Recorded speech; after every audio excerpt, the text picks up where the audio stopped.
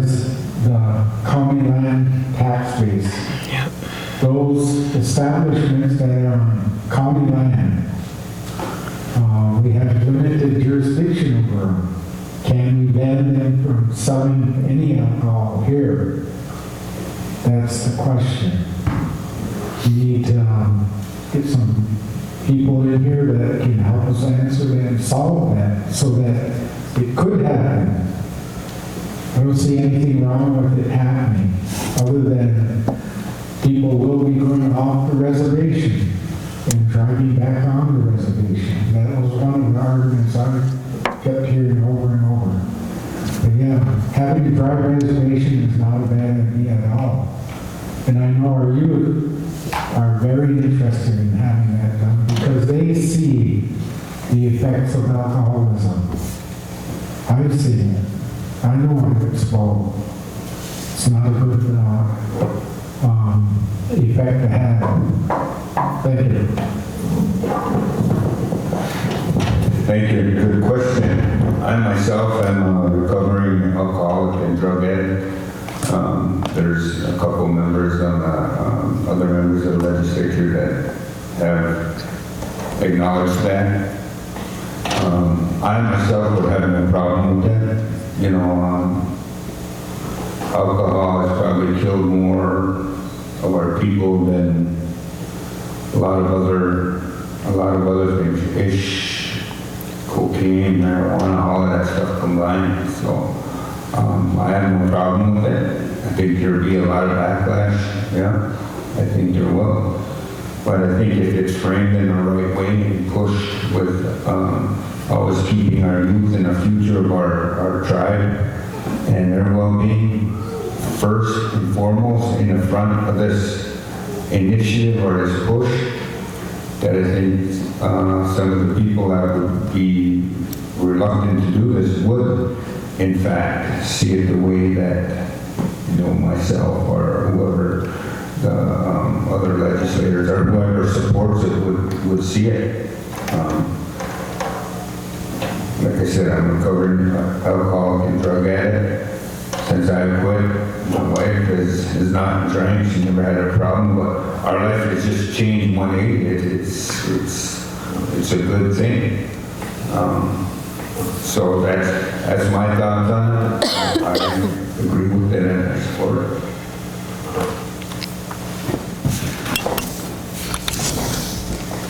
Hi, my name is Shannon. I'm a wife, I'm a mom, I'm a daughter, I'm a sister, I'm a niece, and I am an alcoholic. I've been sober for 26 years, and I do not identify myself as an alcoholic because, as I've stated earlier, it's important to get yourself between alcohol and drugs and your children. Family is what's important to me, and I do support having a dry reservation here. And it was always, to my understanding, that we were a dry reservation. And if it weren't for a few of the county land holdings that we have here within our community, we would be a dry reservation. Yes, we've had some concessions that have taken place so that we can have gaming, because we have people outside the community, we have people here within the community that do go and like to gamble and have a beer or a drink. They know how to handle their alcohol. I am not that person. But if we cannot be a dry reservation here, we need to have some sorts of sanctions in place to impose an alcohol tax. We're losing a lot of our tribal members here to drugs and alcohol, car accidents, fatalities, injuries that amount to hundreds of thousands of dollars. And who's paying for that? Our Indian Health Service dollars are paying for that. So an elder of mine or an elder of yours that might need that needed eye surgery, they get put on the second level. They don't get their eye surgery because we're caring for people that have gotten to a car accident because of drugs or alcohol. The Menominee County, we are one of the highest purchasers of alcohol from the Miller distributors in Shawano. And as compared to other counties, if we put a nickel on every bottle of booze that's sold here, I'll let you do the math. Thank you.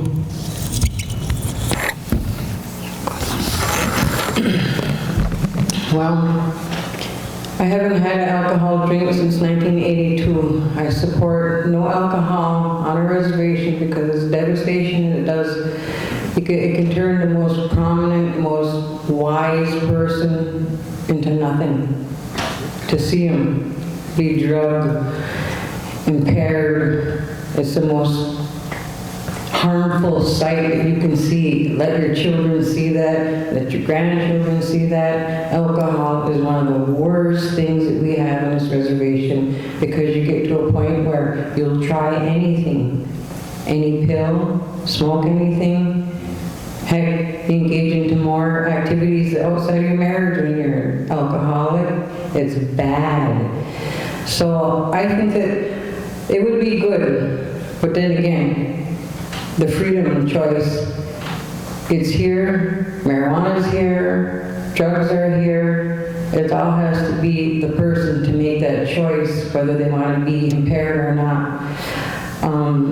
I think that throughout history, the Native American people have always been accepted to mediocre. And I don't think it's right to say that we've lived like this and it's okay. I think it's time for a change. We deserve better. Native people are the landlords of this whole area here. We deserve better, and I think that we, as a people, need to do it. We have to make sure that alcohol, throughout history, has damaged our people, and we need to address that. It's pretty hard, like you said here, that with the county reservation. Now, I don't think the owners of the alcohol distributing stuff are tribal members. As one day when I pulled up, going to the hilltop there, a cop turned his lights on because a Budweiser truck was pulling in there. And the sight of that just didn't look right to me. It looked like they were opening the gates for this truck to be here. So we need to do something about it. Thank you.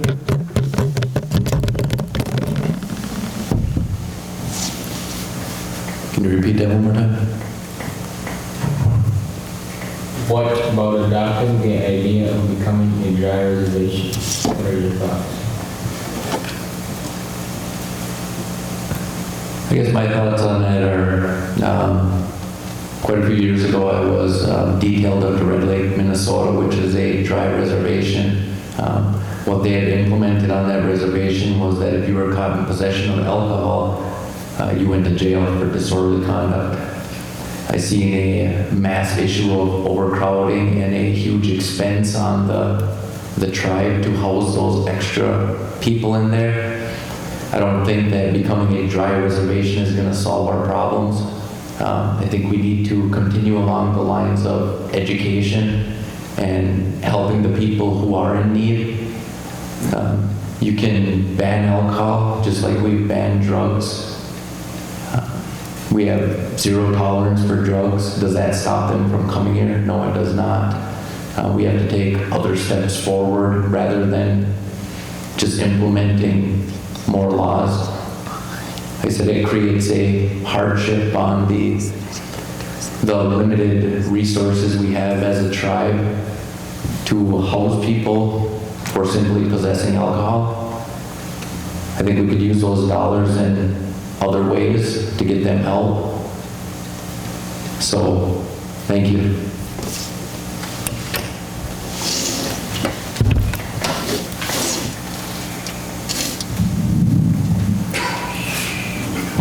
Yeah, really a tough issue. Trying to get my mind around it, but I guess I don't support legislative action in regards to trying to limit or change people's behavior.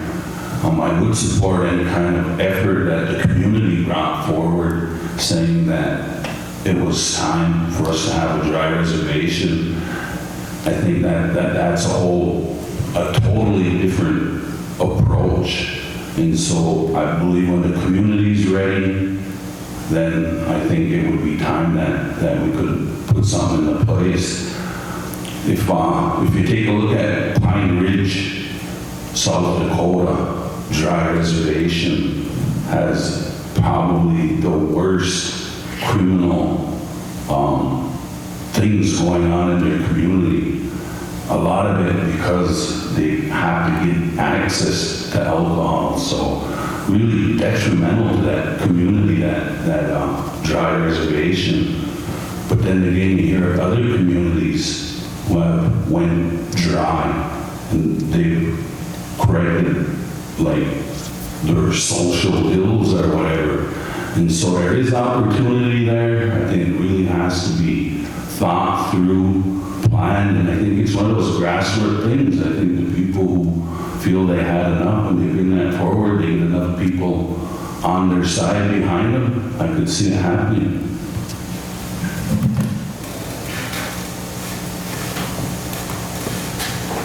I would love to have a dry reservation.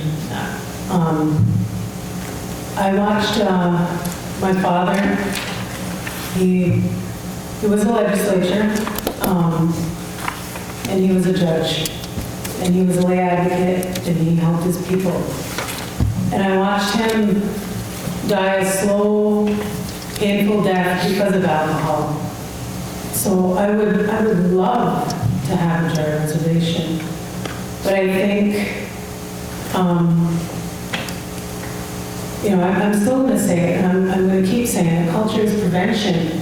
And I think that it starts at home. I quit numbing myself almost 3 years ago now. I healed, and my mind is open. I can see clearly now. And I can do more for my family now that I'm sober. And so is my husband. There's a lot of things that when people are using, they don't see. And I feel that, we need the grassroots, we need the prevention, we need awareness, we need education. And we have to start with our young people and bring in our families. I really like that idea of taxation. Tax the people that are selling. And I agree with Jared with the situation at Red Lake. You're going to get overcrowding. There's going to be more put on our court system, our jails, police department, law enforcement, than there already is now. So I think looking at other avenues would be would be in our best interest. Thank you again, candidates, for doing this. I know it isn't easy. But I have a last question for the night, and it is, by just using facial expressions, what is the meaning of life? Excuse me? I got an audience question here. It's a two-part question. What was your main reason for running for legislature, and why should people vote for you? I'll start with Jared.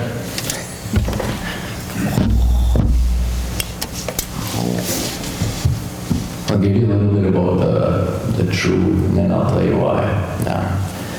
I'm really involved in reading up legislative minutes and being aware of what's going on with the tribe. And, as any tribal member, I'm not always happy with some of the decisions that are made, or I think that other things should be addressed instead of what's currently on the table. So my partner at home got tired of me talking about it. So she said, if you don't at least put one foot in front of the other and make an attempt to run for legislature, I don't ever want to hear it again. So Also, a lot of the community members have approached me and asked me if I would be willing to. It was a very tough decision for me. Being in law enforcement for so long, I have a 20-year-old daughter who's in her third year of college. Being in law enforcement so long, I missed a lot of her life growing up. And I also have an 8 and a 5-year-old daughter that I took a Monday through Friday, 8 to 4:30, except in emergency situations, so it really opened up a lot more family time than I've ever had in the past, and I've been enjoying that a lot for the last 2 years. And I've been taking my girls to the back 40 mining issues, trying to get them involved, letting them make opinions and actually write stories and such on what they feel is important. So I thought, what better way to show them, that they can be future leaders, that, we have to put our foot in front of the other and do what's right for our people in our community to run for legislature. So my heart is totally, and it's always been for the people of the Menominee Reservation, and I'm always there standing at the front line supporting every effort that is detrimental to our tribe and our people as a whole. So vote for Jared Okamash. Thank you. Thank you, Jared.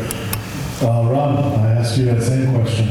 What was your main reason for running for legislature, and why should people vote for you?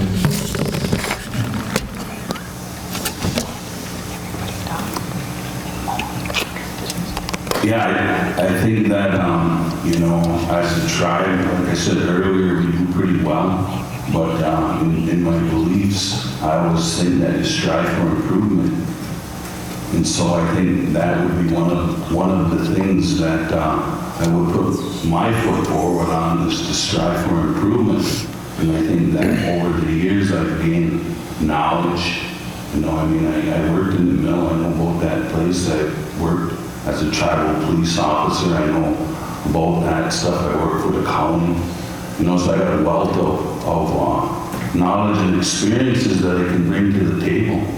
And I think to the benefit of our tribe and our nation as a whole. And why should you vote for me?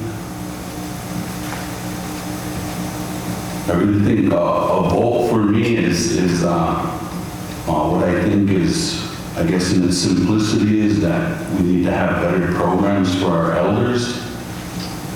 And then again, I think we need to build a brighter future for our children, and then not just jobs, but getting our people into those jobs, our Menominee people. Thanks.